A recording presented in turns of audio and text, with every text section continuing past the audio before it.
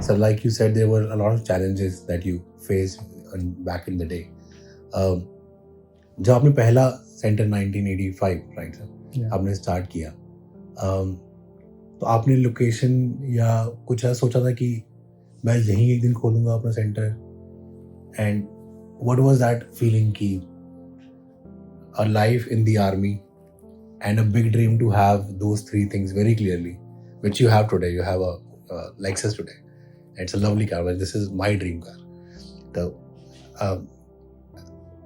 वो उस वक्त में क्या आपने सोचा था कि अब ये हो जाएगा, या you were just making one step every day, how it was taught in the army, or was it clear था आपको कि अब तो यही होना है? See, leaving army was very clear that I'm not going to stay in army. Okay. Though the life was very good, everything is very good over there, but I had decided I'll not stay in army. Okay. And leaving army was, of course, very difficult at that time with a lot of problems. But then decision was made, and then I knew that perhaps I may not do well, or maybe I'll do well. That depends. I'm but sure sir you have to take one side. Right. And I'm sure आपको बोला भी होगा सरकारी job है, क्यों छोड़ रहे हो? मतलब I'm sure people must have not supported you. नहीं बिल्कुल बहुत ज़्यादा प्रॉब्लम हुई एक्चुअली. See, I मतलब had good relation with parents, but somehow when I was in army, then the relations somewhat soured. जी. So that time I had no place to go. The in-laws thought that इसका तो दिमाग खराब है, ये पागल है, अच्छी बड़ी नौकरी लगी हुई है, छोड़ के जा रहा है.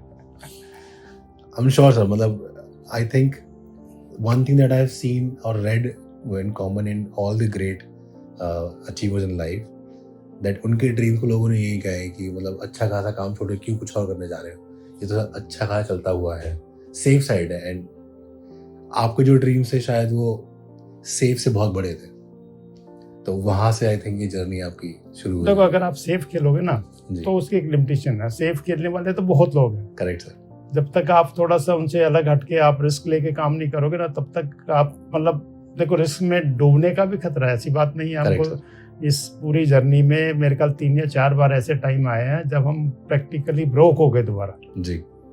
मीन्स ये नौबत आ गई, इसको भेज दो, उसकी उधर आज भी जना मतलब ऐसी नौबत चलती रहती है जी. लेकिन बिना रिस्क के तो फिर कभी कुछ मिलता ही नहीं है, वो तो बात अपनी जगह. Absolutely. और वैसे कोई ऐसी एम्बिशन कभी रही भी नहीं कि भाई हमें बहुत कुछ करना है, या पैसे का कोई बहुत ऐसा कोई पैसे का अटैचमेंट मुझे ना पहले था ना आज है. जी जी. हाँ ठीक है, लेकिन अपने रहने के लिए जो ना सफिशिएंट है कि आपने खाने पीने का ठीक से हो जाता है. राइट. इससे ज़्यादा कभी इच्छा रही भी नहीं.